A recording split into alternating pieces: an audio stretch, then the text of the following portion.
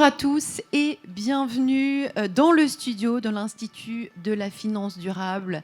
4 questions pour comprendre le présent et anticiper le futur de la finance durable dans un contexte géopolitique crispé, voire bouleversé. Bonjour à toutes les deux. Cécile Goubet, vous êtes directrice générale de l'Institut de la finance durable. Bonjour et bienvenue.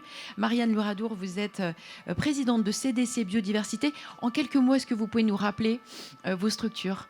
Alors bonjour, ravi d'être avec vous aujourd'hui pour cette grande journée. L'Institut de la finance durable, c'est la branche de Paris Europlace, donc qui représente la place financière de Paris. Et nous sommes une plateforme collective pour avancer sur les sujets de financement de la transition écologique. Nous réunissons des banques, des assureurs, des asset managers, des corporates aussi et des experts autour de ces sujets pour avancer plus rapidement sur les sujets de financement. Marianne ? CDC Biodiversité est une filiale de la Caisse des dépôts, entreprise à mission entièrement dédiée à la biodiversité. Et notre cœur de mission, c'est d'accompagner les acteurs économiques, les acteurs financiers à s'approprier ce sujet de la biodiversité au cœur de leur modèle économique. Alors, vous annoncez aujourd'hui un partenariat avec vos 2 structures, un Move Forward. Mais pourquoi ? Pour quelles raisons ? À quoi est-ce que ça va servir ? Alors, la raison, elle est assez évidente, c'est que en fait, ce partenariat repose sur une complémentarité entre ce que le club B4B+ va apporter en termes de rigueur scientifique et d'outils, et nous, on a l'ensemble de la place financière de Paris qui a besoin de ces outils, et tout ça est fait pour pouvoir accélérer sur la partie financement de la biodiversité. Oui. D'abord, on partage cet objectif de faire progresser la place financière sur ces sujets environnementaux.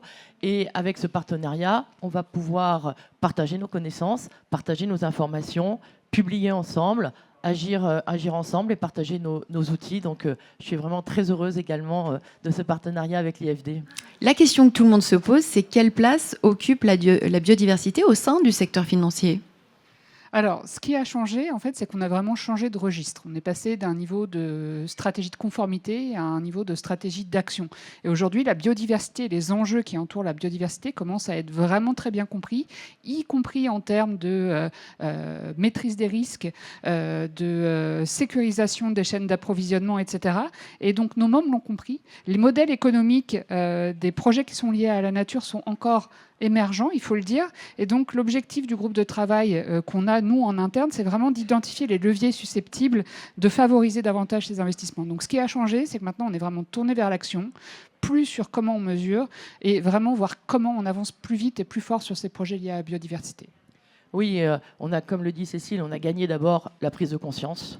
Et donc ça, c'est le premier cap. Et on est en train de passer de reporting réglementaire à un engagement, à une ambition volontaire. Et c'est ça, en fait, le changement de paradigme. Et on voit du coup des actions nouvelles se mettre en place, des actions d'évitement sur les actions nocives, voire d'exclusion. On voit des fonds biodiversité se mettre en place sur la place.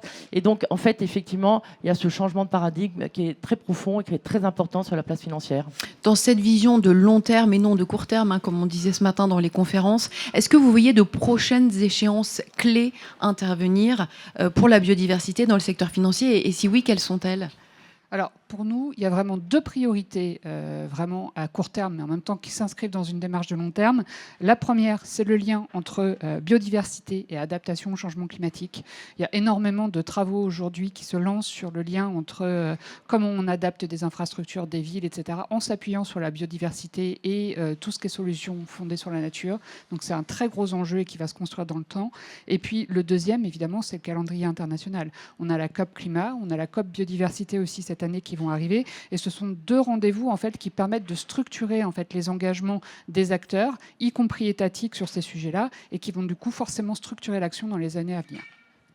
Oui, et nous, ce qu'on pense, c'est qu'il faut aussi, par rapport à ces grands événements, par rapport à ces étapes, il faut continuer d'équiper la place financière. Il faut continuer de simplifier les outils, parce que la biodiversité, c'est complexe, mais il faut que les outils ils soient simples. Ça, on y travaille. Et il faut continuer d'articuler l'ensemble et d'interopérabiliser les outils avec les indicateurs locaux d'inventaire de terrain, les outils qui permettent de faire des métriques et des trajectoires, et puis de savoir aussi les décliner avec les pressions scientifiques déclinées par l'IPBES. Et cette toute cette interopérabilité d'outils, c'est quelque chose d'important et ça fera partie des sujets de l'année 2026, avec aussi l'ouverture des crédits biodiversité qui sont un grand espoir pour le financement de la biodiversité. Cécile Goubet, Marianne Muradour, merci beaucoup.